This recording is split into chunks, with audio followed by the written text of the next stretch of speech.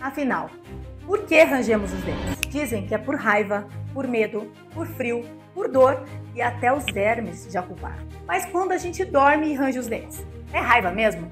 É medo? É pesadelo? E criança que range os dentes dormindo? Na verdade, com medo de quê?